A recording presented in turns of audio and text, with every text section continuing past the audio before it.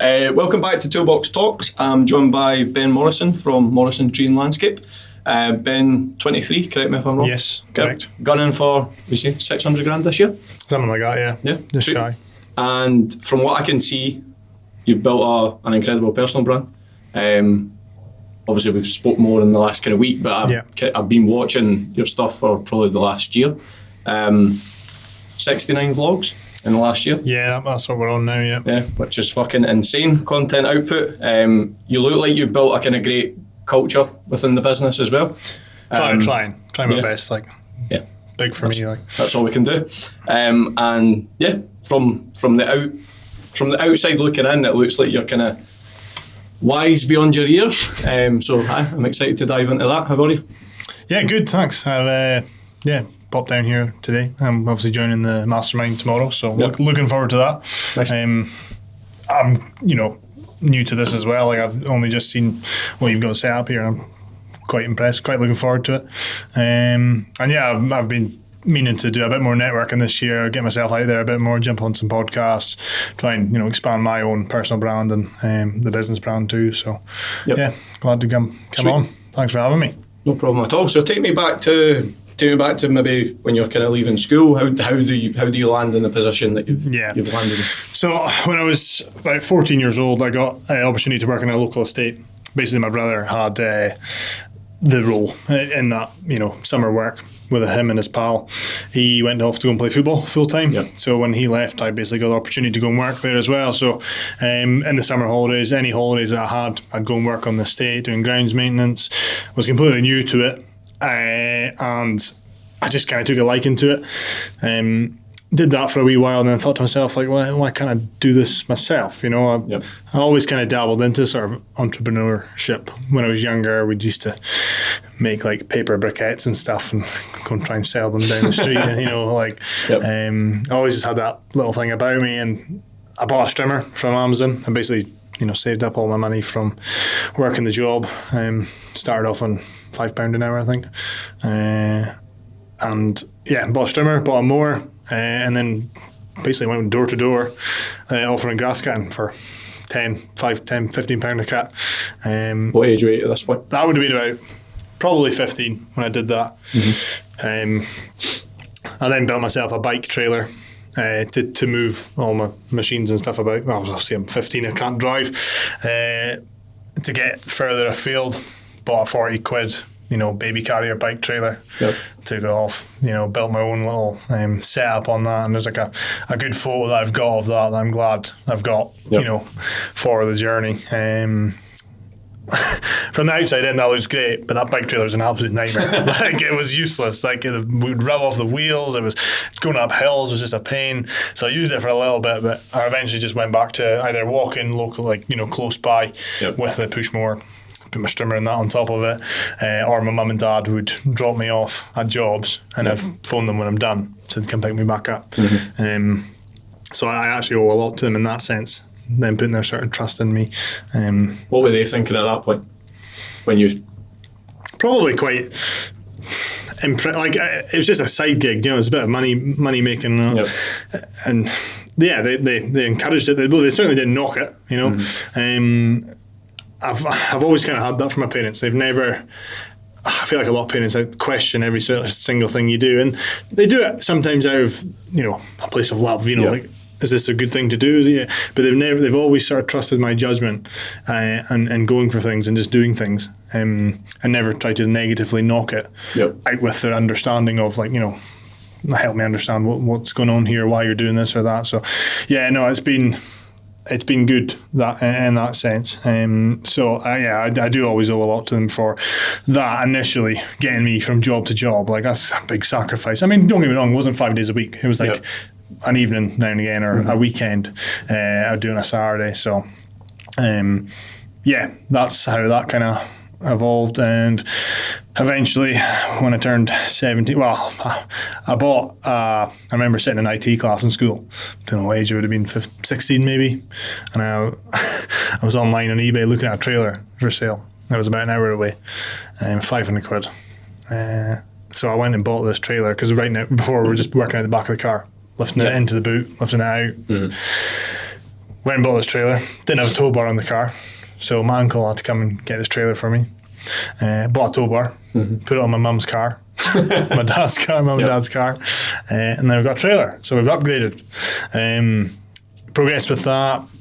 Always just throwing money back into it. Always just, investing what I made back into it, buying new tools. It was kind of an obsession. I didn't, that was like my toys, buying a strimmer, buying a mower, buying a chainsaw.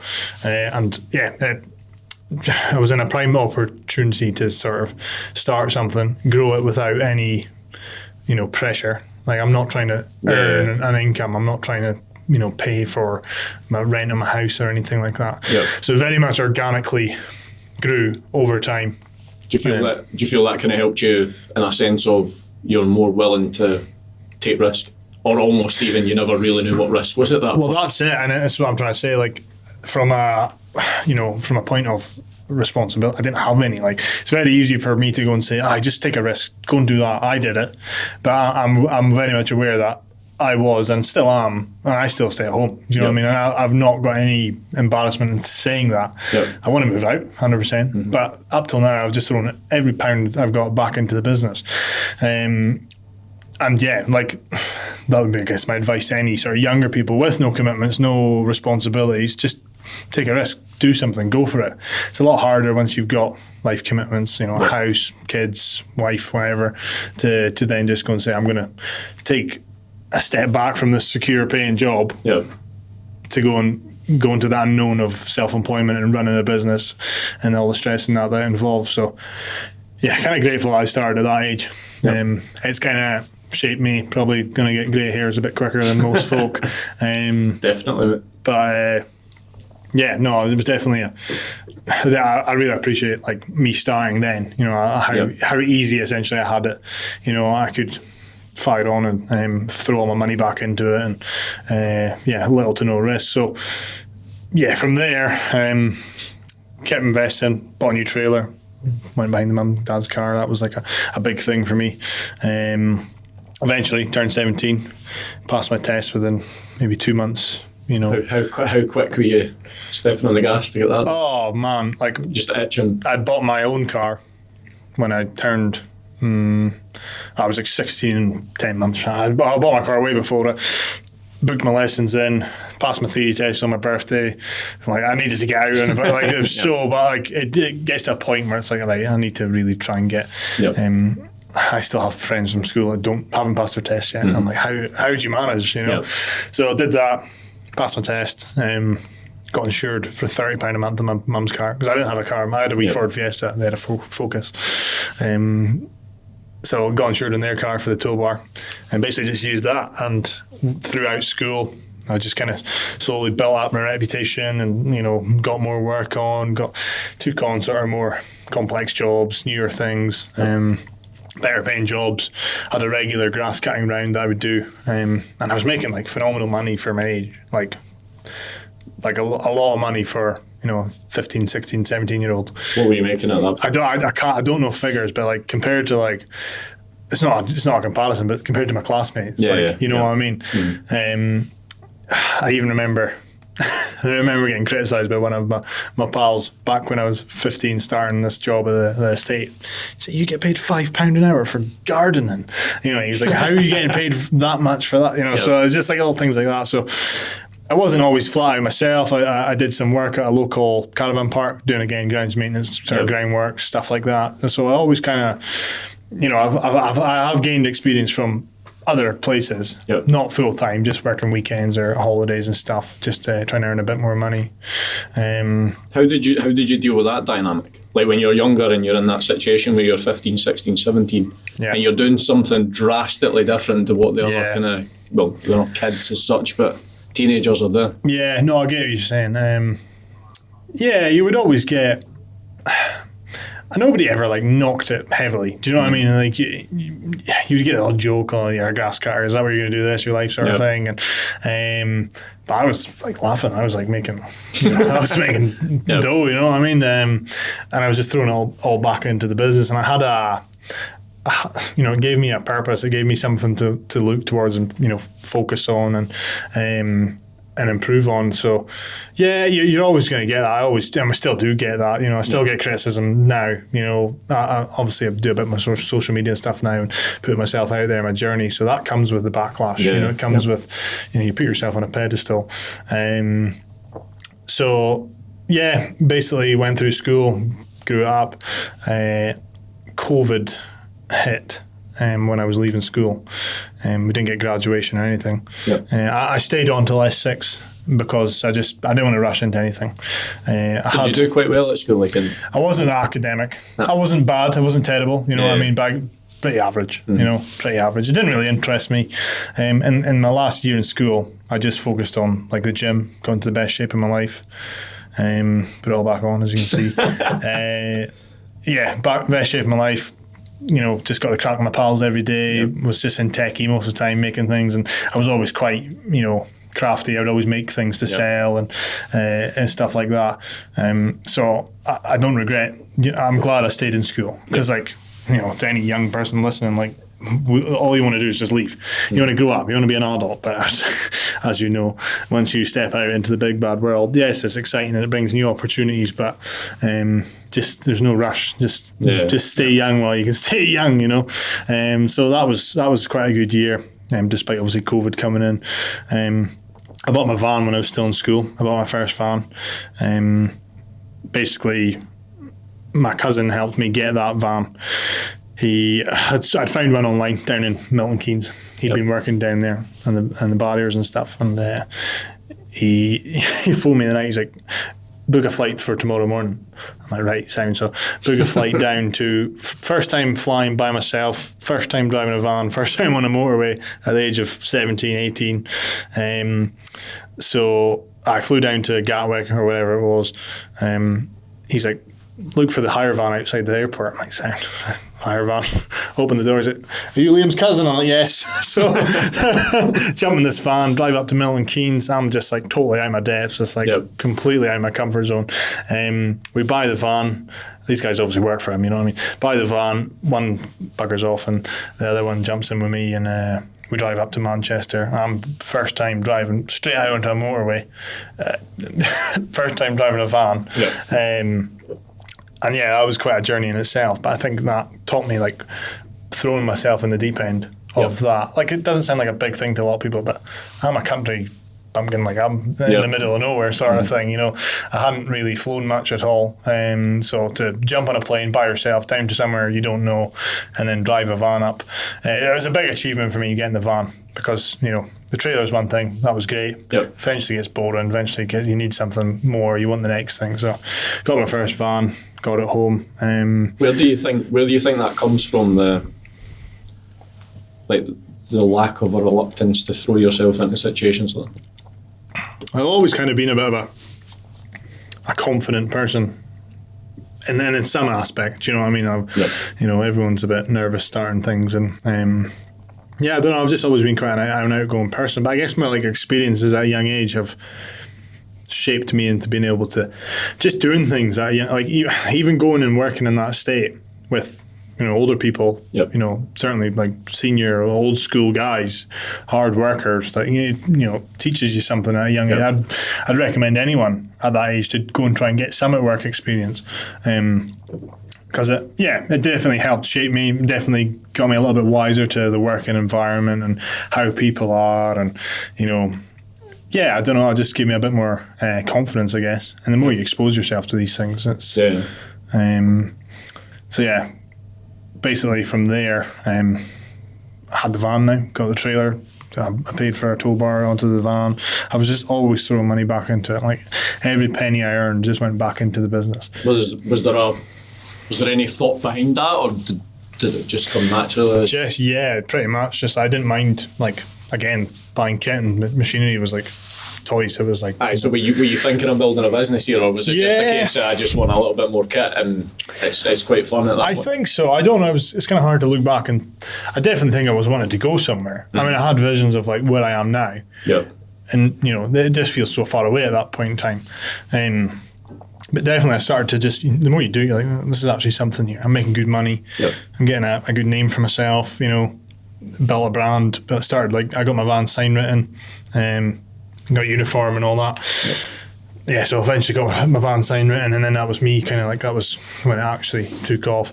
And went through school, just again building up clients, blah blah blah. I think it was actually after school I got my van sign written. But I remember my dad saying like, what do you want to do when you leave school? I'm like, probably going to give us a go. And I can't mind if that was before the van or not, but yeah. And he was like, are you sure? Like, you sure? He didn't have doubt in me. He had a doubt in the industry. Mm-hmm. He didn't know there was money in it. Because when you think about it, it's more like, you know, a one-man band out his car, and like what I was doing, you know, just door to door, turning, you know, cutting grass. Mm-hmm. Not an actual business. So I did it anyway. You know, he didn't doubt me at all. He doubted the industry. And he said, why don't you go work in oil rigs or something like that? Yeah. Did that plant a seed out in your own mind at that point? Yeah and no. To be honest, I was a bit, it wasn't like I'm going to show you sort of thing, but it was like, I'll give it a go. Do you know what? Like, I've done it up till now. You know what I mean? I might as well. When I left school, I actually went to college and to do a horticulture course. I just thought I might get some qualification out of it. I might as well. You know, there's no point in me rushing into anything. So, personally, for me, a bit of a waste of time. Wasn't really interested in plants and Latin names and all this sort of fancy horticulture. I was more hands-on, like fire up a strimmer and cut some grass, or you know. I actually remember the lecturer had me teaching the other students how to use the mower and stuff, because that obviously was out of my business at this point. I'd turn up with my van and like we'd use some of my tools and stuff like that. So I did that anyway. It was through COVID, you know, wearing the masks in a garden, like out and about. Crazy when you look back. Crazy. But that started to get in the way, because like I've left school now. I'm doing this college course, but I'm getting busier. You feel it's, but when you say getting in the way, do you feel it's holding you back at that? A little bit, just because I'm getting busier. I'm like, I'd miss days because I had a job on, you know. And the lecturers were like, one of the lecturers, Nick, said to me at the end, he says, you know, your attendance and that could have been better, and you know, you weren't, you know, good at the sort of homework stuff and that. But out of everyone here, I would employ you, you know. But it was a very, you know, a right spectrum of like, you know, ability and like interest. A lot of people were wanting the plants and the knowledge, and there was older people, younger people and stuff. I was just like the sort of gung ho, like, you know, fire up the strimmer, the more let's go. Yeah, the practical. That's all. That's the side of it I like. And machinery and stuff like that. So did that anyway. Got that out of the way. Got the certificate. Never once needed it. There would have been a benefit to it if I wanted to learn about, you know, plants and stuff like that. And to be honest with you, sometimes I'm like, I really wish I listened, because I go into clients' gardens and they're like, oh, what's that? I'm like, you've probably got a better idea than me. As long as it looks like stuff. It's great. What it's called. Get the phone app out, just identify this. So. Yeah, but apart from that, once I finished the course, I just cracked on and just went for it full time. When I was in school, and through COVID, when I'd left, I was working at the local leisure centre as a lifeguard as well. So, you know, that was a part-time job. It was something different. You know, I went through my lifeguard training and that, and again, eventually that got in the way. I was like, I need to, you know, I was actually lucky. I got paid furlough from that. From the lifeguard? Yeah. It was decent. I remember there was a couple of guys in my school who used to do that when I was like 17, 18. And I remember them getting paid like a substantial hourly rate compared to anybody else. Yeah, it was for a job, and especially still in school, it was good. I'd finished school and then come through and start my shift. So yeah, it was good experience. I'm glad I did it. I don't know what I was getting, like 400 quid a month or something like that from the furlough, and I was doing my own stuff. Like obviously, you know, not many people are allowed out, but as a you know, not an essential worker, but we could go out and about. We're outside. One of the first people. Yeah, we're yeah. You know, I had the plastic gloves on the side door. I had the hand sanitizer. You know, I was compliant. So yeah, basically just cracked on then. But funnily enough, I was one of the first people in my town to get COVID. And when it was obviously, we never thought it would come here. We never thought it was going to come here. And just to give context, where is it, like, how big is the town that you stay in? No, so like up near Inverness, up in the Highlands, you know, so we're not like, we're typically always a little bit far behind from like Edinburgh and Glasgow. Yep. Do you know what I mean? Politics and that don't tend to come up there until later on. Yep. So yeah, it was always like, I don't think it's going to come here. And then I just remember having a head cold one time. I was like, just like a head cold, I'll go and take a test just to be safe. You know? Took a test, went up to, it was like military style, like zones to go in and get your test and that, through the window, swab, blah, blah, blah. Went and got my test. Went to McDonald's, thinking I'm negative. I'm like, I'm just going to get a test for clarity. Super spread. I'm negative, right? And I feel bad doing this now, but it is what it is. It's past us. And I, again, didn't think, there wasn't many cases up there. Went to McDonald's, went to my mate's house, in his kitchen with his family and that. Go home thinking, no, wake up the next day, look at my phone, you're tested positive. I'm like, you're joking me. So I've tested positive for COVID. I'm fine, I've just got a minor head cold. I eventually lose my taste and smell completely, blah, blah, blah. But that was a nightmare. Like, I hadn't been off the phone the whole morning, track and trace, all this nonsense, like lockdown for 10 days, 12 days. And, the rumours, like after, because it was such a big thing, like I was in the paper. I took it as an opportunity. I took it as an opportunity. The local COVID poster. Yeah. So basically, I was deemed like a hero. There was another guy who unfortunately got a wrath from people because he had actually had it first. It came from a local abattoir, but he didn't think he had it until after. He tested after, sort of thing. And I was in the pub, blah blah blah. That's probably where I caught it, I think.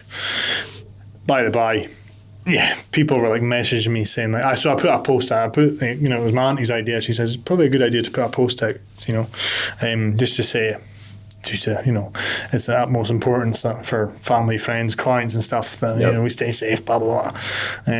And I guess at the time it was quite serious. It was blowing up. So took that as an opportunity and posted out saying that we're isolating, blah blah blah. The amount of support and because I was the first person there. Do you know what I mean? So that blew up. The post blew up. I can't remember how many. It was like 10,000 views it had or something on Facebook. So for a small business, it was pretty big. The local paper got in touch, said we want to cover it. Of course they're going to cover it. So I remember going into the driveway. I was still in isolation. Turned my van around. They came round, social distancing. Took a photo. Blah blah blah. Or I sent them a photo in. So I was in the Strathy, and then a couple of days later, I guess, so again, good publicity, for the business. A couple of days later, STV News phones. I'm so-and-so's brother from STV, the paper's brother. He's like, we'd like to do. What was the substance to the story, though? Basically, just I can show you the article. It was like businessman, COVID, I don't know, something like that. Something to do with COVID with a businessman. And it was just basically to try and cover that. It's got up here, what I mean? We never thought it was going to come up here. And yeah, there's a I had about 10 messages from people sending me videos of me on the news. When they came social distanced, I'm standing in my driveway still isolating and they're filming me speaking and stuff. So all that publicity was there's no such thing as bad publicity. That's what I was going to say. Do you feel like that kind of indirectly helped you? I think so, yeah. Forever after, I've seen you in the news. It's like shit, and I was deemed not a hero, but you've no idea how many messages, you've no idea how many lives you've saved and all this stuff. And COVID aside, and opinions and stuff on that, it was definitely a good move for me to do that. Came out of isolation, cracked on. Rumours spreading you're out of isolation early and stuff like that, and I had to put another post up to stop the speculation, trying to justify myself. I'm like, come on guys, I'm not, that was a bit of a sort of side story to the whole COVID pandemic, but that was kind of one of the best summers of my life. It was up there, especially when the the lockdown started lifting and you're allowed to go out with your friends and you're allowed to go and, socialise and stuff like that. You took it for granted when you couldn't do it. Yeah. So when you're allowed to do it, it was great. How did you find, because obviously I had Mark from Murray Landscapes was in last week. How How did you find the kind of like spike in workload at that point? Because obviously it created a situation where people had so much disposable income and they were just staring at their gardens all the time. And 100%. Like, I mean, I'm still working by myself, very much maintenance based. You know, I'm not like a seasoned landscaper. I don't know how to lay a patio, you know, build a fence sort of thing. But certainly I was busy. You know, I was definitely busy through COVID time. And I guess it did slowly start to pick up, you know. Up where we are, we don't really have a market so much like Mark does. You know, he's doing high end, you know, full transformations and stuff. We get the odd call for a patio and stuff like that. But because, again, I've left school and I went straight into this without any sort of regular job to, how would I say, you know, get experience. You know, I've not been like a skilled tradesman for 4 years and done my time and, you know, learned from the best, blah, blah, blah. I've went straight into this. Yeah, I've done a few bits here and there, but not long enough to build up that sort of skill set. So I'm learning on the job.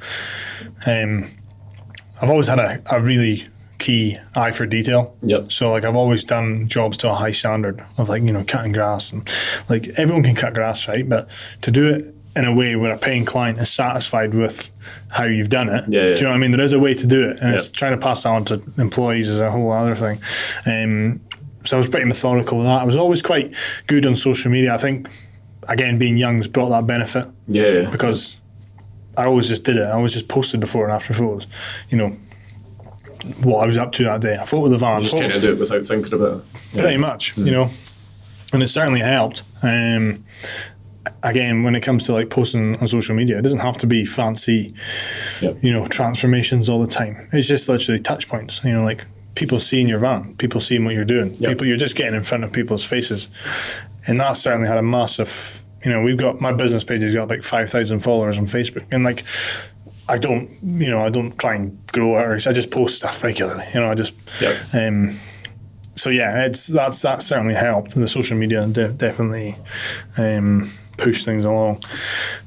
And since that, I kind of just kept going and just kept investing back into it, took on more work. What point did you get to where you were thinking, I want to build something that maybe necessarily doesn't just depend on myself? Really, probably only in the last like year, you know, like coming to the realization of like, I can't do this, you know, the business cannot rely on me to run, otherwise it's not a business. I own a job. I think a lot of people, out of all respect, own a job, because if you can't, you know, if you take yourself out of the equation, your business doesn't run, you know. Is there a point in time that you can pinpoint that you came to that realization? To that realization, probably in the last 18 months, probably. Like I kind of always knew that I'd need to eventually, like, but like when you go through stages. Obviously, I became a full-time employer at the age of 19, and that was a big step up for me. You know, it was. I had enough work. I had a neighbour working with me. You know, to help me. He was retired. He was a greenkeeper. He'd come out and help as and when I needed him, doing the grass cutting. I had a regular round that I would, you know, do, and then an old childhood friend basically wasn't doing any work. He had previously done work for a joiner and stuff like that, so he had a little bit of hands-on experience. And I said, "You want to come out and help me with this fence?" Yeah, sound. So he came out, did a few more jobs and stuff like that, and I just kind of said, "Do you want a job? Do you want a job?" And he was like, "Yeah, why not?" So I'm like, now I'm thinking in my head like, "Oh my God, have I got enough work, you know, to keep two people busy?" Like, do you have any imposter syndrome at that point? Oh, 100%. Yeah, definitely. But when you look from the outside, it's like you're flat out, you know, it's like you 100% need someone to help, like especially on two people jobs, like building a fence and doing stuff like that by yourself is a nightmare. And so that was a big step up, having that full time, you know, got him kitted out in uniform and stuff, and there was just the two of us, and you know, kept you know, investing in tools and machinery and stuff, and got my yard I was 18 when I got my yard. I was asked by a friend to come in. He was taking on the yard. He had a business, and it was basically a field on this. Basically, this bit of land. You made that a yard. Basically, basically this bit of land that he went and approached the owner and said, "Can I build a yard in here? I'll pay you rent or sound." So I just came in with a flail to cut the grass, not thinking anything of it. And then he says, "I'm not going to need all this land." do you want to maybe go and approach and see if you want half of it? And I'm like, where are my depths here? I'm like, no way. Like, I'm working out my driveway. I don't need all this space. Like, it's like, I'm 18 years old. I've got a little round of grass cutting and stuff like that. This is way beyond me. I've got a yard. I went and got it. I went and approached the neighbour. Again, it's just like these little things about going out your comfort zone. Like, nothing, like, well, I say that a lot, like, nothing good comes from your comfort zone. Like, that cliche thing. But, like, I've lived and breathed it, like, the experience of stepping out your comfort zone. He got the top half of the yard. I got the bottom half. He was absolutely firing it up, established business, money to build and, stuff on it. Took me about a year to get like a fence around it, get it all like hardcore and stuff. But I eventually got there. And then I remember looking at this yard, like, I don't need all this space. Like, I'll get some containers down there eventually to rent out, a bit of passive income. God, how naive. Run out of space. So basically built everything on that yard. I'm essentially renting a field, remember. Built everything on that yard. So just invested back into it, built a shed, built a lean-to, containers. Stuff. Still yourself and the one guy at this point? Yeah. Stayed in that yard. We're still there just now. I had the opportunity to buy the other guy out last year. So we've now expanded into his bit, the initial bit. So, which has been handy. Definitely need the space. But now we need more space. There's always, we're never going to have enough space. I took on that, the moral of the story is I took on that yard when I didn't need it. But what I did, it allowed me to comfortably grow into, a larger space. It opened up that ability to grow into that rather than like being limited by storage space and by, somewhere separate from my house that, you don't want guys coming to your house every morning, So that was great. Allowed me to do a bit more. We did a bit of firewood, stuff like that. Kept buying kit, trailers, bought an old forklift, which was really handy for the yard. And it kind of spiraled from there. So had a few employees since then. He left. Started off with, when he left, took on 3 guys. Don't recommend. 3 guys at once. Basically, I put an advert out and... Just locally? Yeah, and 3 people got in touch. I'm like... I'll take you. I don't know if I'm going to get a choice again. Like, I'll try and make it work because we were kind of busy, But what kind of like? Because again, I think it's not just trades, any business in particular, but hiring. Like, what did you learn throughout those early stages when it came to hiring, and what were the key mistakes that you feel you made in that process?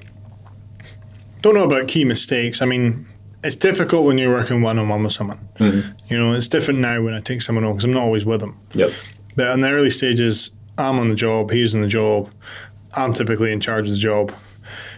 But you can work fine together. We did work fine together. We had a laugh. Sometimes we'd fall out. Sometimes he'd wind me up. I'd wind. I know I'd be a pain to work with, 100%, because I'm like, you've done that wrong. Like, tidy that up. Like, we've got a standard here, and I've always driven that into the guys. Like, trying to drive that standard into your employees is difficult. You've got to be able to have uncomfortable conversations. How did you, of the 3 guys that you hired? What age were they? One was 15, which was difficult because you should only be 16 when you come on board. Was there any older than? Yeah. The other one would have been 50, in his 50s. If he ever watches this, forgive me if you're younger than that. And the oldest one was 69. So how did you? So he got in touch. So I put an advert out there locally, just saying, advertising for these, and these 3 got in touch. I was like, do you know what? Just give it a go. I mind going to sleep at night just thinking, what have I done? Like how am I going to get? It's really difficult when you don't have, one guy had previous experience, the oldest guy.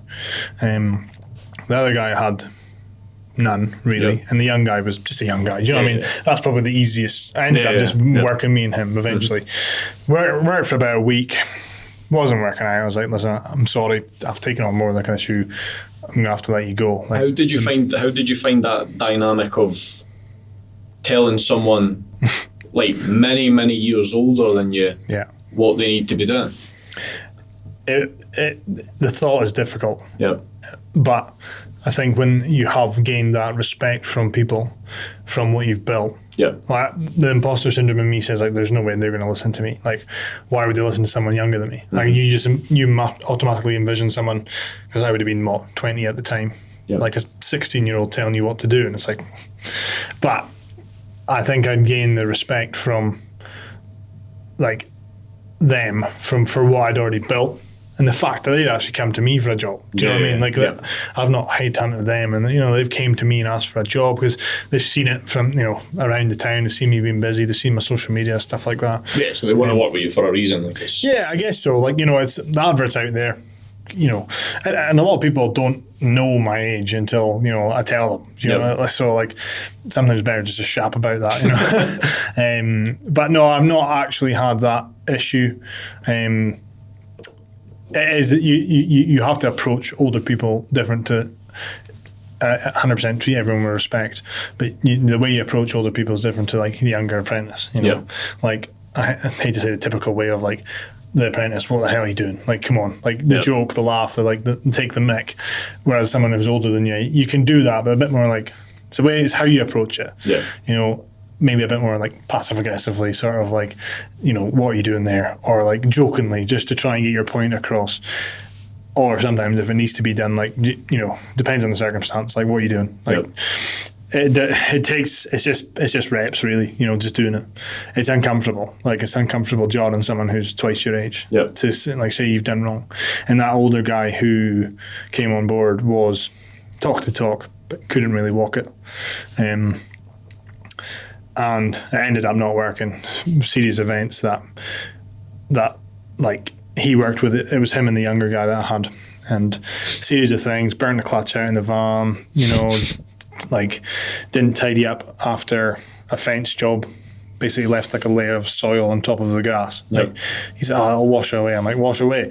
Like, if a tsunami came along, maybe, so one thing I did wrong there is I had messaged him that night. I was fuming. I was like, what, why would you leave that? Like, and it was just a series of things that happened, I'm away doing my chainsaw course, and I've got the young guy phoning me saying, he did this, he's done that, like, what, he's, like, flapping, because, basically I'd messaged him on the Saturday, or the Friday, can't remember, and he said, I'll see you on Monday.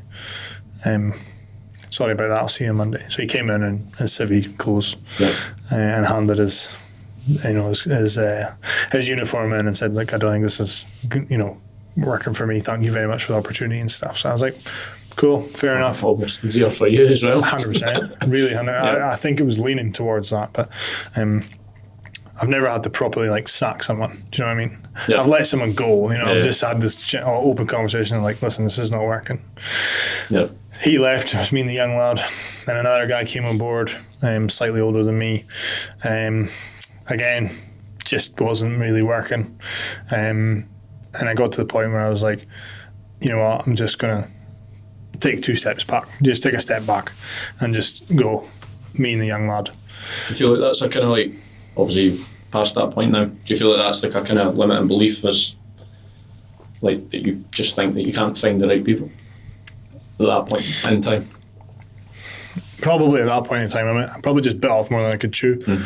Like, taking on unexperienced guys and having to show them how you work, especially 3 at once. It's okay if you're working one-on-one with someone. A lot of time investment. They build up the understanding of what you want from your business and the standard that you work to and stuff. So, I think there was a series of events. Finances and stuff were always a bit difficult, and I just thought, I'm going to take a step back. And for, like, the best part of a year, I think, don't know time frames, but I worked with this young lad. It was just me and him. So I was back on the tools. I was on the tools anyway, but, it was me and him. I was in control of the jobs. The older guy would come out and help us as well, as and when needed, my neighbour, and cracked on with that. Eventually, there was always little issues and stuff, but when you're working one-on-one with someone, especially someone younger, and if there's issues and stuff, you're together all the time. It's easier and quicker to solve the problems as well. But equally, if you're at each other all the time, he frustrates you and I frustrate him, and clash heads. don't get me wrong, it wasn't always bad, but it kind of got to the point where it was like, it would bring me down working together. Mm-hmm. Like, you just be reactive, like they do silly things and you just be reactive to it. Like, what are you doing? Like, what? You're just constantly being a bit of a bad mood. So eventually it kind of fizzled out and I said, like, I don't think this is going to work. You know what I mean? It was all amicable. I've never fallen out with anyone and said, like, nothing's ever happened, or like no one's ever left on bad terms. Do you look back now and from kind of like how you've grown up to this point? Mm-hmm. Do you look back now and feel like you could have handled some situations better? Possibly, yeah. Mm-hmm. Possibly a bit more like a cooler head. I'm quite a laid back guy. I'm not an aggressive person, but certainly trying to help people who don't want to be helped. It's difficult. Yeah. When you're working one-on-one with someone and you're trying to help them, like it's exhausting. Like, I'm very much a people person. I'll always try and help. Right? I take something from being a helpful person, but when it doesn't get absorbed, or it's not reciprocated. There's no. You get like, why? I've given you the clear answer to your problem here right now, and you're not doing anything about it. Yeah. And that's something I've learned through life. Like I can preach and plead to people who I know just through experience or from what I know that if you do this, it'll help you, or like you'll get out of your situation. But if people don't want to be helped, they don't want to be helped, and you can't change that. Well, it's hard enough to change yourself without trying. 100%. So they've got to make that choice. So that was quite frustrating. I guess that was a lesson that I learned as well. Like you can, I'm all for helping people, but I'm going to manage my expectation of what I get from that, because it's very, easy for me to just expect you to just do what I've said, because not out of like, I know it, you don't, but like just out of your experience, your own life experience. I know this would help you because I've been there and done that. Yeah. But like until people unlock that level of like understanding in their heads or go and do it, then they understand. Then that's probably one of the things. He left, put out another advert. This is over a space of time, by the way. I'm not just churning through people week after week. I have my sustainability with employees has been quite good. It just when you're cramming it into a podcast. But so I put another advert out. It's just me and the old guy working again, Dennis. Old guy, sorry, Dennis. Long term. I've known him my whole life. Yep. So he was helping me. Damien, who's working with us now, he's been here nearly 2.5 years. He comes on board, gets in touch. I was like, come out for a trial. We're out cutting grass, and I've told this story many times. Using a strimmer, and he's just tearing into the ground. He's like, he's just not out. He's just not good at it. And I'm like, this isn't going to work. You know what I mean? This he's just not got it. Yep. And fast forward 2.5 years, like he's probably one of the best guys. He's learned. He's taken a lot of things in his stride. I've taught him what I kind of know, and then also just passed on the sort of responsibility of it. So he now basically my head fencer, landscaper. He can drive the digger. How do you go from this is not going to work to speaking to highly of someone? 2.5 years of shouting at him. Just giving them the benefit of the doubt, you know what I mean? Like we all start somewhere, and it's like it's easy for. I would have been useless when I started, like 100%. Like I was useless. Like when I went and worked in that estate, like I was like, if your body's not used to doing these like work, like it's hard work, digging beds and using strimmers, and like I was always kind of a big guy, so I was kind of strong but not fit. Do you know what I mean? So it took me like I quickly got into the rhythm of it. But to begin with, you don't know what you don't know. If you haven't done it before, you can't expect to be an absolute natural. Some people would, but you can't expect to be. Yep. So just give them the benefit of the doubt, show them. You can't expect, this another lesson, like you can't expect people to do things if they don't know how to do it. Yeah. You've got to show them how to do it. A lot of people just expect people to know things because you know it. Yeah. Like just because I know it doesn't mean you know how to do it. So it's like holding yourself accountable, going like, hang on a minute, before I go mental at this guy for doing something stupid, have I had the accountability to show him how to do it, to show him how to use a piece of equipment to, work to the standard that we work to? Have I shown him that? If the answer is no, then it's like, well, there you go. It's almost like an element of self-awareness where before you fly off the handle, make sure you've done enough to 100%. Actually gear them up for success as well. One thing I think I'm like probably one of my biggest traits personally is in my self-awareness. Mm-hmm. Maybe a bit too critical sometimes. Yep. to my own, benefit and detriment. But it's helped me maintain that standard for the business, but also myself. Because again, I always look at myself first, or try to look from another perspective and go like, hang on a minute, have I done what I need to do here? Have I done, what I need to do as an employer? So yeah, he came on board, and actually Kyle, who's not long left the business, they were my two longest standing employees to date. They came on board at the same time, and it was great. It was the three of us. We were working away fine. Kyle had moved over from South Africa. He'd applied for the job while he was over there. He'd seen it. He was moving into the areas. And yeah, they both started, and it was good. Felt like a bit of a liberation. It was like, right, we're getting somewhere now. We're actually moving somewhere, and that's where the momentum came, because we went through that summer, went through that winter, and then we started again in the spring with people who already knew what they were doing. Yeah, I think that certainly in my experience with speaking to landscaping companies, I think a lot of them obviously do ground cure and stuff as well, but I think a lot of them go through that cycle of they hire in the busy period, and then they're like, fuck, we need to get rid of these guys, and then they try and find more guys in the But the difficulty is, unless you've got core people, you're restarting every year. Yeah. And that's what I'd done for 2 years in the row, because I had that one guy through one season, and they'd left. So then I had another guy through one season, trained him out how we do it, blah, blah, blah, and they left. Yeah. So it was like same again with Damien and Kyle. What do you think the key was to unlocking that kind of stability so that you could keep them through the quieter periods? I don't think it was that. I think it was just they left because of it either wasn't working for them or for me. It was just like, it was a mutual agreement, like, this isn't going to work. But so when, they've actually, so like the first guy didn't look for a job. I just kind of said, do you want to come out and work? And fell into it. Wasn't really interested in it. Do you know what I mean? Like, did it, enjoyed certain aspects, not others. Didn't really want to do it. And I've always kind of had this ethos now, like, if whoever comes and works for me, I want them to be able to want to work with me or for the business. If you want a job, a paying job, go and work in the co-op or something. That doesn't take quite an awful lot of thought and care and, being methodical. So that's kind of how that worked. So when I actually, put the advert out again, these guys have applied to come and work for this business. So, Damien, I don't think had very much I don't know if he had ambitions or plans of what he wanted to do. He was just looking for a job at the time. He did a little bit of the golf course as a bit more managerial stuff, that side of things. I think he did a bit in uni, and then he came and worked for me. And he, again, no little experience, and he did maybe a bit of work for a place that he worked at, landscaping and stuff, but not much at all. And he's just kind of learned the way of things through me, through what I've taught him. I've shown him what I know. And at the same time, I'm learning all the time too. So we're learning together, and I still, you always think that I'm kind of a bit more in a managerial role now, where I'm not out on the tools all the time. And you think, have I still got it? But you come in and I still have answers to questions, and I still know how things should be done and stuff, because I've done it enough myself.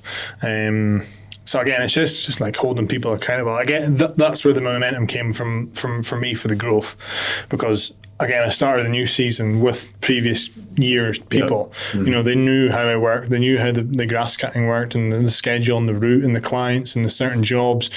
So when you carry that momentum into the new season, then you're getting somewhere. You're not trying to start there. You're not starting again, because it's difficult. You can't just, certainly if someone's not done the grass cutting route before, you can't just send them out to each job and expect them to know what to do. You've got to be there, so then I've got to then be there and show them and what have you. So that's where the real momentum came. Fast forward 2.5 years later, we've been through some other staff and stuff. Some good people have came through and left out of no bad terms. Mike, who came on board, was a great addition. He brought a bit of knowledge and the landscape element. So we kind of did a little bit more patio work then, But what my lesson was, when Mike left, he had an opportunity to go back to greenkeeping, which is what he was, initially doing. I then had these patio jobs, but I had no one to do these patios. I'm like, no one experienced to do the patios. Yeah. And like, I'm sure as Mark would have said, like landscaping is a really like complex trade. You need to be a joiner, a brickie, a plumber, and a sparky at the same time to do some of these gardens. And we just don't have that talent. We don't have that within us. We don't have that talent and experience. So we've actually now simplified our operation. We don't offer the more complex jobs, like the high end, like patios. Not that there's a demand for it, but like design and build. Like design and build. Like we don't do patios, walls, anything fancy, artificial turf. Very much to try and keep it simple and scalable. Yep. Not that you can't scale like sort of Mark's sort of business, but it's a lot harder for us to do that there. Yeah. Because we're kind of in the sticks, it's a lot harder to spread your wings, and go for it. Why did you just feel like the demand up there is less for those kind of like higher end 100%. garden landscaping projects? Yeah, no, definitely. There is some demand there, but not enough to like, say for one, like be competitive on every job. Do you know what I mean? Like there's not like there's a bit of money up there, 100%, but I don't know. I think probably because the weather's not that good as well. Yeah. A lot of people aren't want to spend they'd rather spend 40 grand in the house rather than the garden, because that's what some of these projects. Just for context, is like where you stay? Is it more kind of like rural and? No, when I say it, like it's so it's kind of villages. So I live in a town, Alvymore, which is quite where the Cairngorms mountain is, and then I'm 45 minutes away from Inverness, about 50 minutes away from Elgin. Yep. So cities and towns. So I quite like where we live because it's got everything we need, and it's not that busy, and it's not that quiet. We're not like one car passes through. It's a busy town. But we've got quite a lot of rural areas around. And it's not like densely populated like say Edinburgh and stuff. You're not 20 minutes into different densely populated areas. So, we're certainly busy out there. Like there's certainly demand for landscaping and garden maintenance and stuff. But these big projects where you can, really get creative and stuff like that. Yeah. Like I say, there's the odd one. But when you're not doing stuff like that regularly, it's very hard to get guys that are, then good at it. Because, if you're doing one a month, one little job like that, you're not getting enough repetitions to get better at it.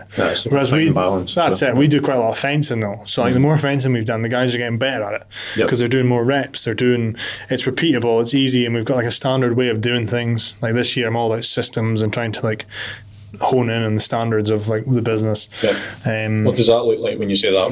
What are you kind of looking to put in place to improve that? I think just like. Again, we simplified what we do. Like we still do like complex tasks, but they're a little bit more simple. We stick to sort of like gravel and sleeper works and stuff and turfing and and we're quite good at the fencing element. But again, just having the standard procedures of, we build the same fence, the fence the same way every time, same gap, same, distance between the rail and the board, all these things that just allow it to be repeatable, because otherwise, you do one fence that way, the other fence the other way. There's no control of standards there. So it's definitely something new. Like I need to do a lot more work, but it's in the back of my mind that like this year and like last year I've realised that like, hang on, anything that involves me needing to be there, I'm like, this isn't sustainable. Yep. Because if I'm not there, then who's going to do it? And there's no point in me employing people if they can't do it. There's also an element of like it just makes it easier for you to bring guys in that are maybe not as competent, but if they've got those SOPs and processes there to rely on, it kind of makes your life a wee bit easier as well. Like compared to like a joiner who like would take on an apprentice who would need to do 4 years to get qualified. Yep. And then after that you still got like years of experience to gain. So like we want someone to come in through the door and like within a month be out there making profit, rather than training them and then churn as well for like guys coming through the door.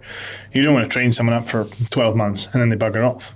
You've finally got them up to standard, and then they leave. Mm-hmm. And with a labour pool that is pretty slim just now, certainly for some reason, unemployment's, I don't know what the rate is, but it's horrendous right now. But finding labour is one thing, but finding skilled and experienced labour Yep. is a bit more difficult. So, you know, a lot of these guys are good enough for working for themselves.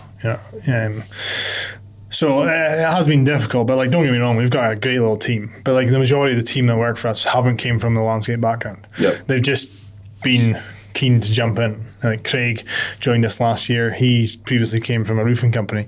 A lot of these skills are applicable to landscaping, you know, and fencing. You know, you're still using nail guns, you're still using tools and cutting things and stuff, and measuring and leveling and all that sort of stuff. So he's been a great addition. And again, there's, you know, some younger lads that we've got a team of 6 just now. We've got 1 in the office. How's that been in terms of? How did you find the transition from, right, I'm on the tools all the time, to I need to get off the tools? Like, how did you manage that? How did you kind of cope with having to step back? It's not been like right, I'm going to do it now. Yep. There's been over time, like, almost been forced into it, because the more team that you have, the more work you need. Like, we essentially had 3 teams last year. Well, I'm still in the mindset of 1 team's worth of work.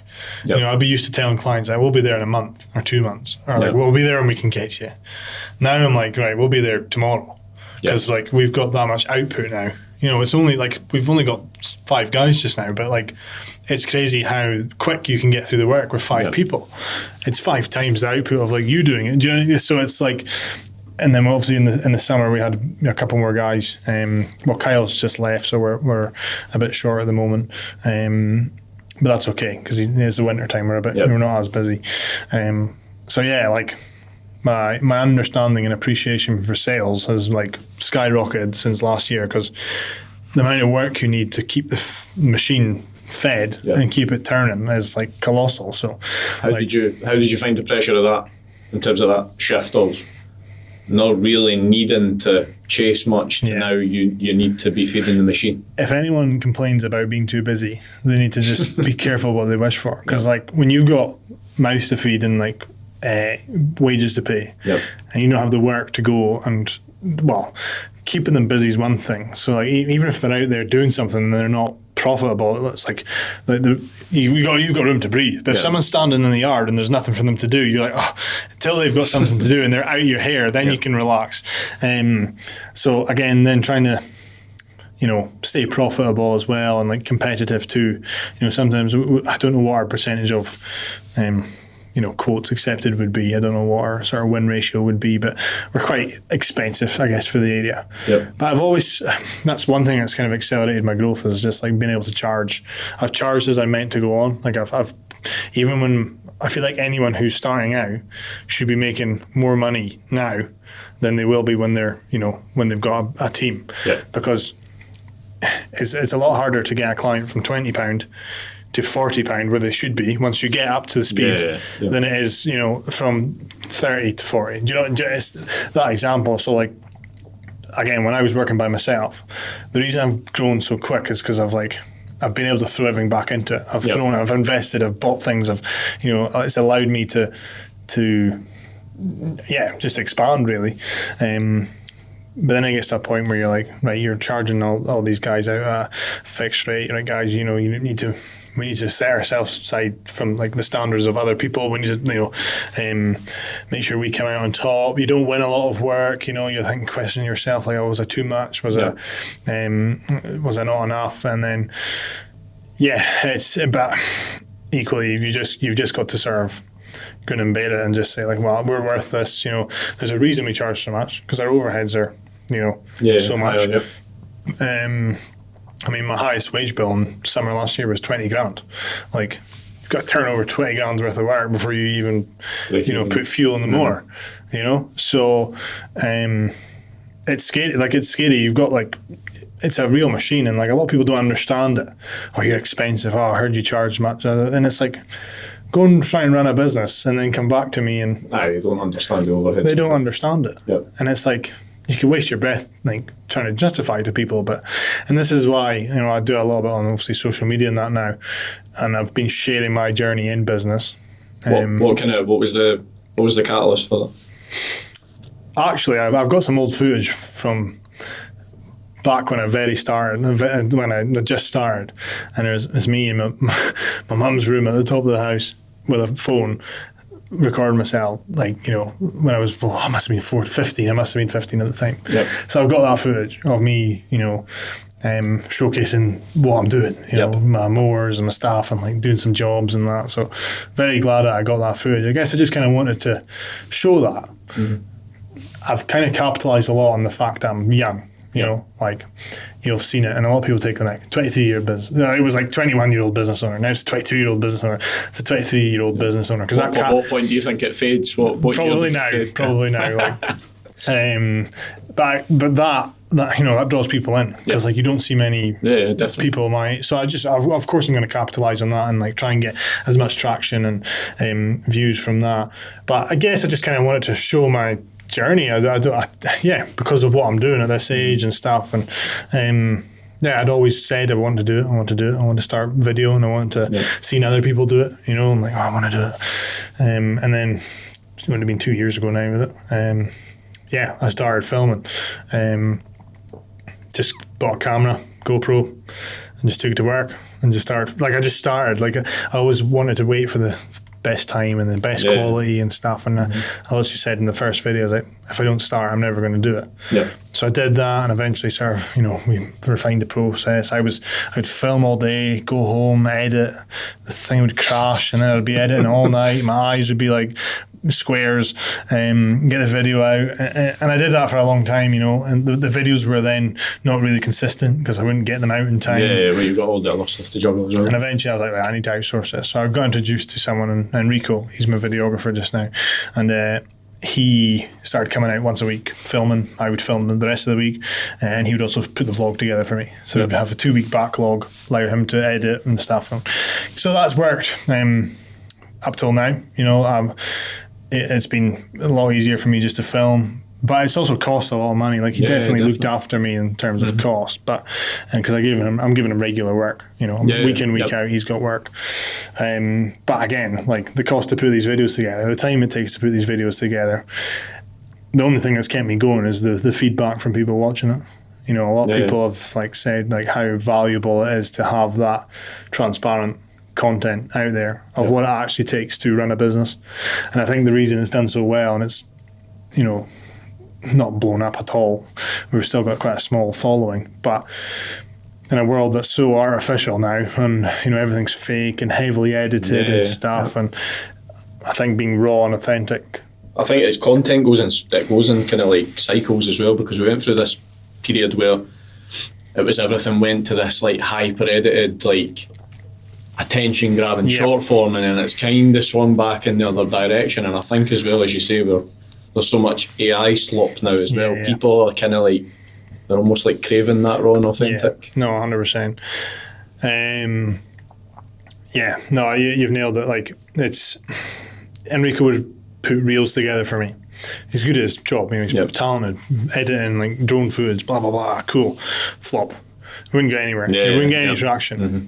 I'd go and CapCut, a 10, 15 second video, and it would blow up.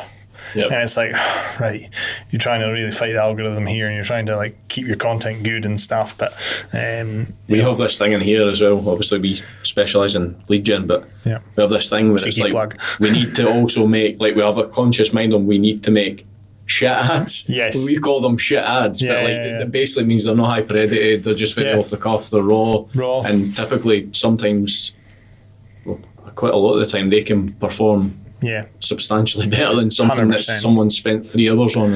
I think there's a place for both. Like, definitely, like the YouTube side of things is like long term. You know, short form content, like the shorts, YouTube shorts is just like reels, Instagrams and stuff. So like we're kind of using that to like feed the YouTube element in the long form content. You know, how does that look? Do you have because again, for someone watching, you've output 69 vlogs in the last year. You've obviously got 2 years. 1 to 2. You've got social media cooking as well. How does that look like system wise behind that? Because someone looking at that would be like complete overwhelm at even starting that. It's just gone over time. Again, we were consistent at a point, and sometimes you fall off. I don't film a week because I'm stressed or I'm like prioritised elsewhere. Well, I told myself like the business has got to come first because like if there's no business, there's nothing to film. You know, so like some days I'm like, all right, I'm just not picking up the camera because it's like I need to focus on this, or like I'm not in the headspace, or there's maybe not something to. It's not a very busy week for me. I'm in the office, I'm quoting and stuff like that, so it's not that exciting. Do you ever have in your mind that there's also an invisible benefit of the content that you need to be wary of as well? That if you take your foot off the gas too much with that, it could. Like you're maybe not going to instantly have a negative impact, but as in like if I stop it for too long, no, definitely want to like keep the momentum up. Like we'd always start back up again, like give it 2 weeks backlog, and then be constantly filming, blah blah blah, and then bang, something would happen. Priorities, you know. So we have been somewhat consistent, you know. But you get people messaging you on a Sunday, "Oh, where's a video?" I'm like, "Really? Did you actually watch them?" It's like, so that's class as well, though, to have 100%. Like, and stuff like that. It's quite humbling, like the amount of messages and stuff I've had from people who watch it and take inspiration from it, because that is like. Yeah, for me, the main thing. Like, if I didn't have the feedback, I didn't have the comments and the messages, I wouldn't do it. Do you know what I mean? Like, it's got to be beneficial to people. Do you know, I've got to be. There's got to be a cost for putting all this, you know, content out there and like real, raw and authentic and fucking quite vulnerable content. You know, I'm sharing the highs and the lows, and I'm in my overdraft, and you know, I've just paid a VAT bill that we're struggling to pay and stuff. So like, you're putting yourself out there on a pedestal. It's good though. It's like validation that you're providing value to. Yeah, no, 100%. Yeah, like it's got like I do hope it helps people, and this is the kind of the reason I'm here. And you know, a lot of people have told me to jump on a podcast. When are you going on a podcast? And I feel like it's just like a good place to. It's kind of hard to share your journey on a video. Yeah. Whereas if you're just coming here, you're just chewing the fat. You're just getting out there. So, and I understand it. Like I do understand that if I'm looking from the outside in, what I've done and what I've built is good, and it's quite impressive. Blah blah blah. I'm my own critic, so like. I want the next thing. I want to be better. You know, I do look back and go like, cool. I'm doing all right. You know, but what I don't like is when. The misconception is that like everything's hunky-dory and everything's great, and you know, like, oh, he's got all these vans and kit and you know, cool footage, what have you, blah blah blah. That's why I share the raw stuff. That's why I show them how actually difficult it is, because it's not easy. And like, I think social media, I've had a love-hate relationship with social media for a long time now. I mean, a few years ago I deleted all my Instagram, my own personal Instagram, because I'm like, why do we need to have this place where we post our highlights all the time? You know, not the real raw stuff. Of course, because you're not going to post like, you know, I've had a really tough week. You know, you're not going to post that sort of stuff. So I always had that bit of a, again, like I say, love-hate relationship, because we always compare ourselves. You always compare yourself to the highlight reels, and like people compare their businesses to my business, and I compare my business to other people's business. So that's why I promised myself, like, if I'm going to do this, I need to do it, and I need to be transparent with it, because if you know how like frustrating would it be when someone comes, you put out a nice highlight reel of how good your business is doing, you're busy, blah blah blah, cool. Deep down you're struggling, deep down you're in financial dire straits and stuff, and then someone comes up to you, oh, you're doing really well on that, and you're trying to put on a face and go, just lying to them. I'm brutally honest. Like I'm honest to the point that, like, you know, if you said 1 year, I'm like, no, it's 2 years. For the YouTube, like that sort of stuff. Like it's like sharp. It's not that relevant. Do you know what I mean? But I feel like if I don't do that, then I'm lying to myself. And it gives me a bit of accountability as well. I'm putting stuff out there. I'm saying I'm going to do things, and you know, basically got the viewers that are holding me accountable and such. Do you get a lot of, obviously the people that are messaging you? I'm going to draw an assumption here. It is predominantly trades guys. Pretty much. Because I think peers. Industry peers. Yeah, I think in my experience of it, having worked with trades guys over the past kind of four years, typically they don't really speak to people about their problems, which again is a big element of why we kind of started to introduce masterminds and stuff, because they're kind of forced to stigma, isn't it? They're forced to speak about problems, and it's like I think that's big as well. 100%. I think people have that they see that liberation of like, wow, someone's actually out there saying it how it is. You know, not sugarcoating bullshit, just like saying it how it is. And I kind of have to catch myself to sometimes because I don't try and be negative all the time. It's very easy to be negative, you know, and like, oh, this is hard and this is difficult and stuff. But I've got to show what, like, you know, I can't show everything because if I showed everything, I'd be like, you know, throw myself under a bus. But I try and be as raw and real as I can, and people take value from that because they feel like because of that much nonsense out there and like how good things are in the social media highlight reel, like you don't even notice you're comparing yourself, but you're subconsciously scrolling through Instagram, looking at all these fancy businesses, and you're struggling yourself. But you don't know if that business is struggling. You don't know behind the scenes. From the outside in, it looks great. But from the inside out, it could be falling apart. You know. Also, the nature of running business is that you're constantly focusing on the problems. Like it's the only thing you focus on when you come in every day. So it is difficult, and it's like I have to hold myself sometimes as well. Like, you know, the guys do a good job, and I'm like, it's like that age old, like, if you don't hear from me, sometimes hearing nothing is good. You know, but like, you know, if something's good, I'm like, oh, fair play, good. But maybe I don't give enough praise. You know, it's like, because like when I do come in and something's wrong, I'm like, you always focus. You got to be careful. You don't focus so much on the negative that you forget about the positive. And I need to catch myself on it, and it's something I want to work on a lot more this year, is being a bit more positive and bring a bit more positive energy to work and to the workplace. Do you mean just from a leadership perspective? Massively in that. Just like, I think to be a leader, like you need to, regardless of the situation. I'm pretty transparent with the guys. I tell them the ins and outs. I don't like sugarcoat it to them. I give it raw and real.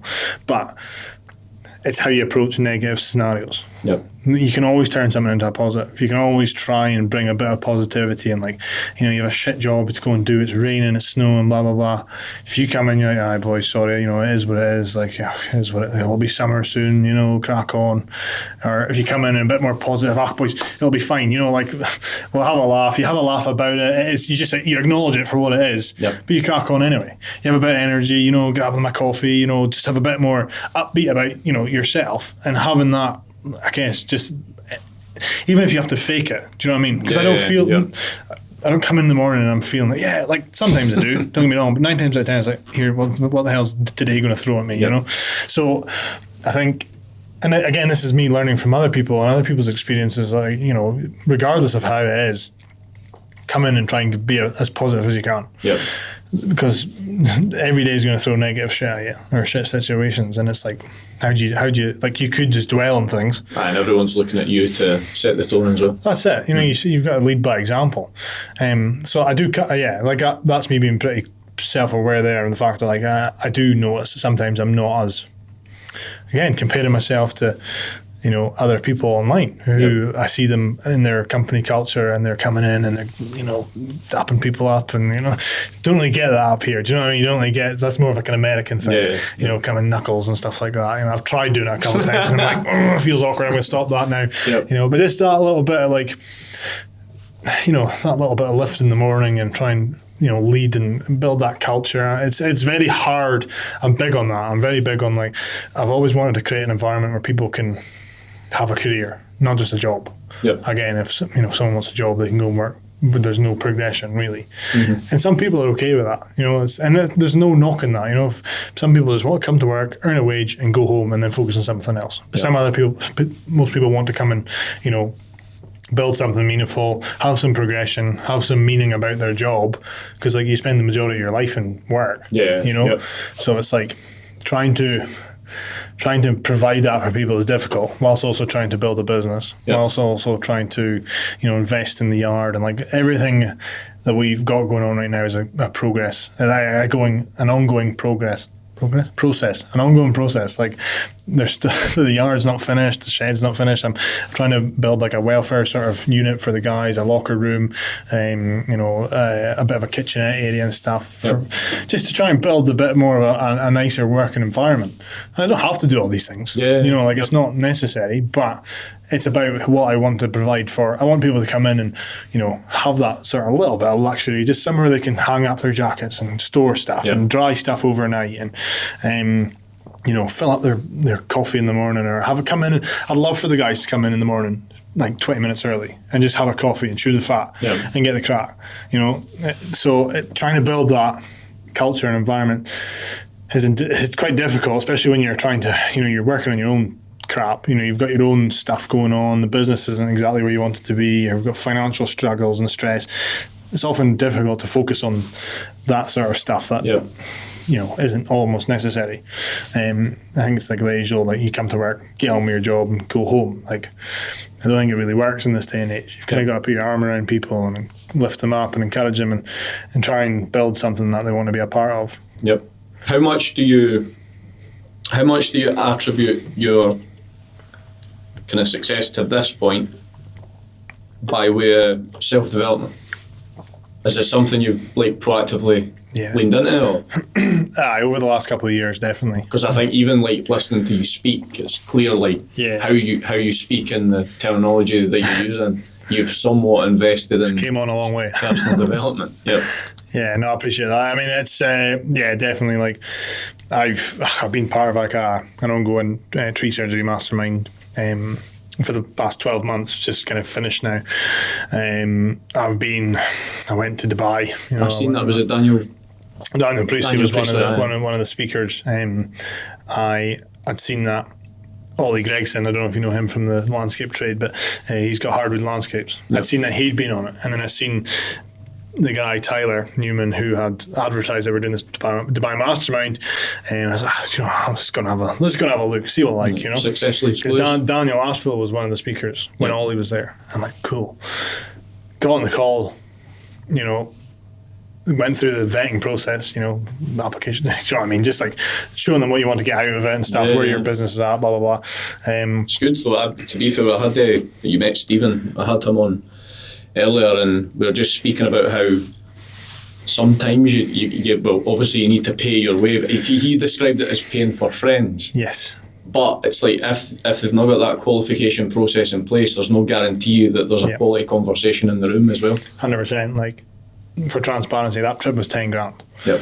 And I'm on a call, and they're like to me, like, are you in or are you out? I'm like, 10. I thought it was going to be like half of that, Yep. And I'm like, how much had you invested in personal development before that point? Like in a single sit, basically? Probably no. Nothing. I don't think so. No, because that would have been 2024. Yeah, so that would have been. Yeah, I'm sure it was 2024 I went. I can't remember. Maybe it was last year.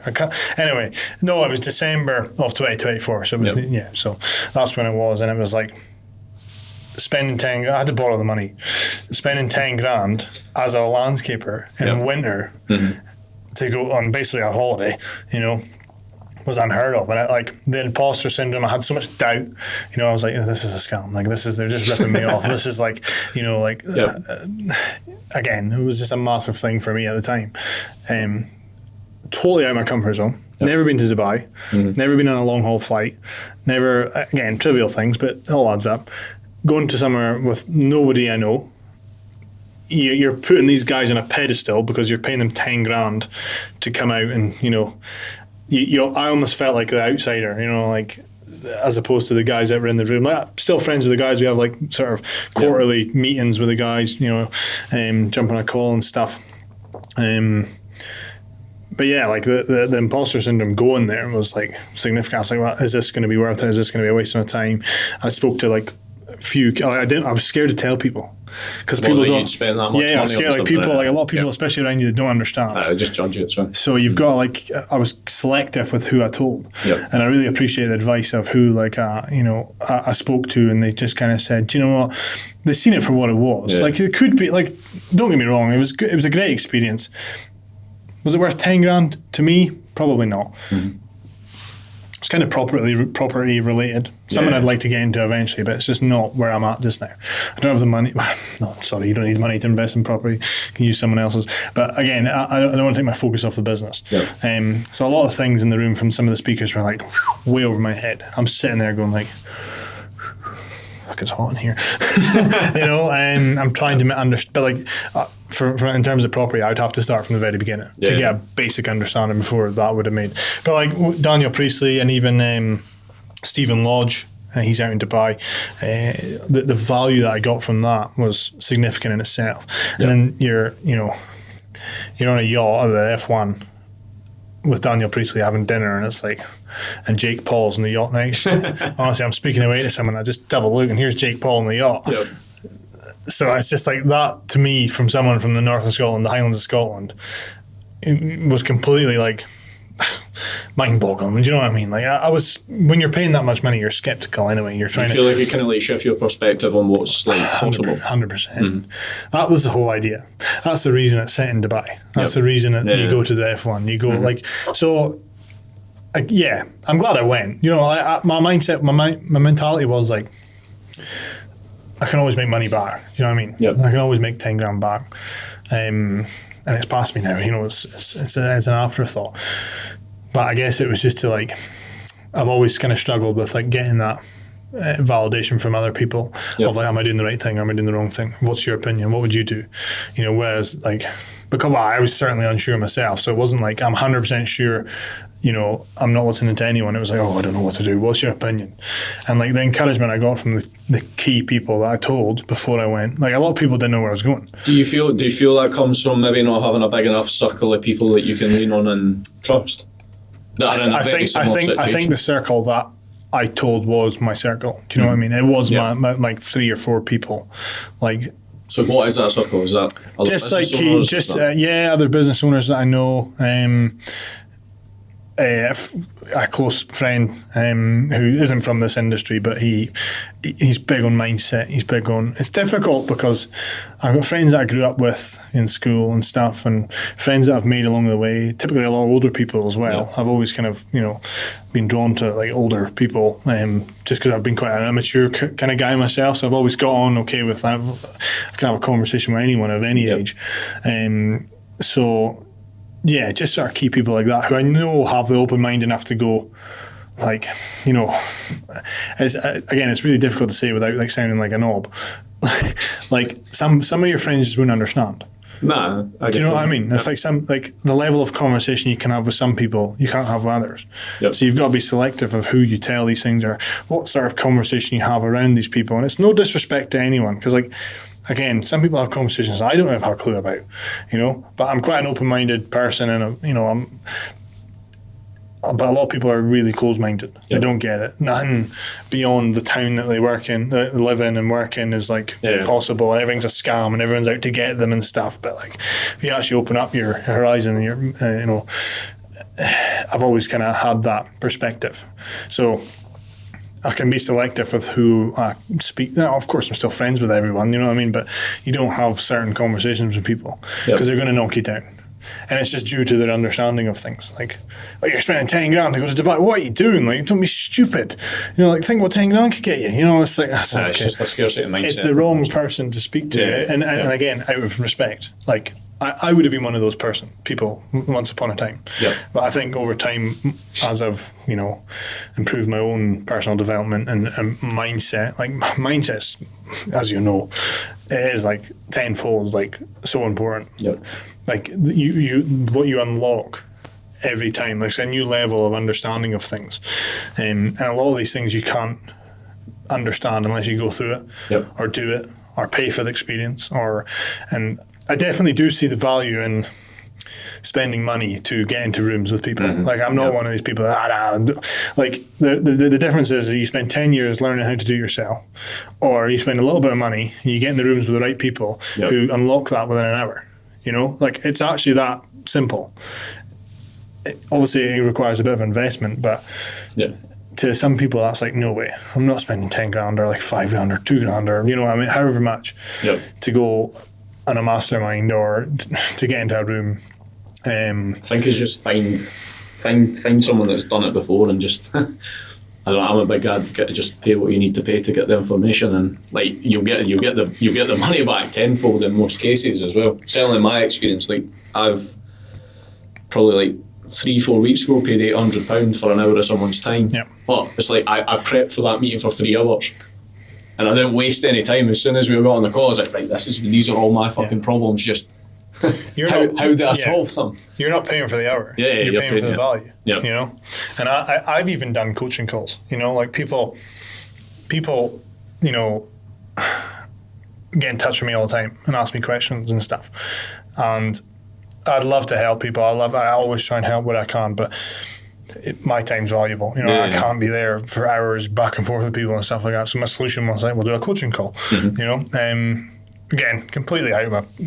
Just like an open floor, and people can ask you questions. No, basically just like, you know, booking a call. You know, okay, yeah. Like, and I'm like, you know, I'm gonna try and make it like all these little things. Is like someone spend £100 for like an hour of my time. Yeah, and it's like, you know, like that to someone from, I come from a very normal family background, you know, lifestyle, like working class family. I'm nothing special. Yeah. But for someone to actually find value in like spending £100 to sit in a call with you for an hour and gain information from you and your experiences, it's like quite a humbling experience. Especially at 23, when the likelihood is the person paying's probably older than you. Yeah, 100%. So it has been, I've done a few now. I've done maybe 8 or something. Yep. But to be honest with you, it's not like, some people think like £100 for an hour's work. Yeah, it's great, cool, but like you're not paying for the time. You're paying for me spending 10 grand going on a mastermind, hours and hours of podcasts and videos and learning and stuff like that. And you know, even so like the imposter syndrome of me, like, am I going to apply? Like my worst fear is someone comes on who knows more than me, and I'm like, you can teach me. You know, I'll transfer you the money back. £100 back. Yeah. So, but every call I've been on has been like, I've ran over time because I've kept going with advice, because I get into the flow of things. I get, you know, you opening like little nuggets and you can see them start lining up and they're going, oh yeah, like I'm working 7 days a week, but I don't know if I can take someone else on. It's like, yes, you can take someone else on. It seems so simple in hindsight though, but again, it's with when people are at that stage and they're in that moment, it's very difficult for them to see that without then having someone tell them the simple steps to take. It makes their life so much That is the easier. most frustrating thing that I find is, and I understand it, because it's like until you live that experience or do it, you can't unlock it in your head. Do you know what I mean? You can't, like, it's so easy. Like, I've given so much good advice to people based on like what I've known, experienced, learned, whatever. And when they don't take it, it's like, what are you doing? Like, I literally know the solution to your problem right now. But if they're not willing to do it themselves, if they're not willing to take the step or go out of their comfort zone, or if they're not, you know, just willing to help themselves, you can't do anything about that. That's the issue with the coaching as well, is you can give someone the tools, but they actually need to want to do it themselves. What's next for the business in terms of where do you want to take it to? Do you have any idea of that, or are you just kind of like rolling with the punches? Kind of see where it goes. To be honest, like since I started, I've been growing. Like I've been in growth mode since the get-go. I've thrown every pound back into it. I've taken on finance, risk, you know, thrown money into investing into people and stuff like that, and trying to, you know, level up the guys, put them on courses, you know, trying to cater for other people as well. You know, it's quite tiring, and the financial burden of like constantly growing and being in growth mode is you never have any money. You're like, I've no money, but I've got all this stuff. You know, it's like having things isn't always great. You know what I mean? Like you've got to have a cushion of money behind you. But I've always just had that gung ho, like let's just buy it and then we'll figure out how to pay for it later. And it's worked up till now, and it's like there's been a few times like last year I'm like, ooh, have I actually overcooked it? Have I just went that little step too far? Have I taken my eye off the ball of cash flow? Like I might have 30-40 grand in the bank, I owe 50, you know, and wages, tax, VAT, you know, like having that understand, like the whole cliche thing of like understanding your numbers is so important, because like as soon as you start leading with math and emotion, then you can actually have a bit more clarity on things, because you don't know if you don't have track of that, of like what money's coming out, because you're always, you know, paying the next thing, paying last month's bill, and, you know, with this month's job.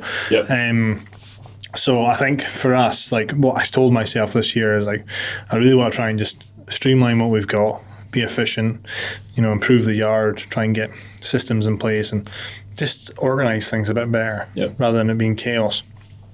But with us moving into the tree side of things, I don't know how that's going to work this year. I really do need to simmer down and just make some money because it's not in a great position right now. We're okay. We're, like the whole world, like we'll manage. We always do. Manage is the word. Like get by is like it's no use to do that forever. You're eventually going to get to a stage. It's like this isn't sustainable. That's kind of where I'm at now.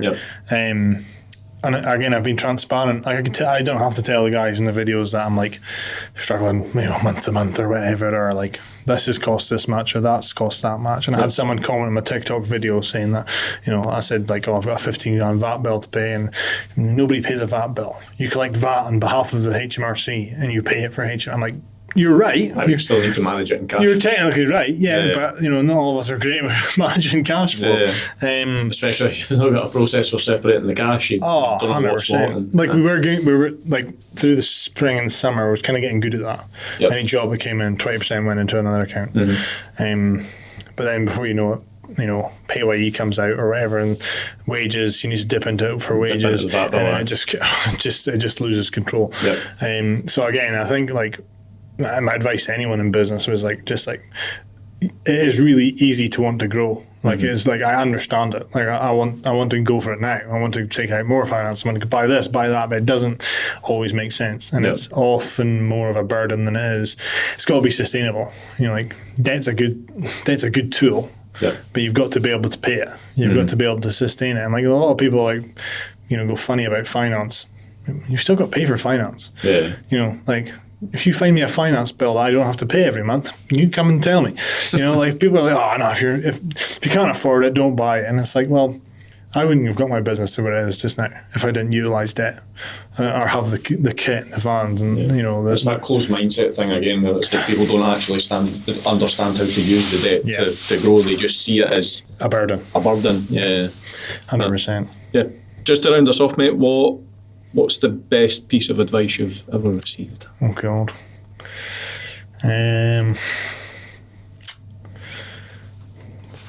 Well, while we're on that note, what's the best piece of advice you've ever received? Just until I figure that out.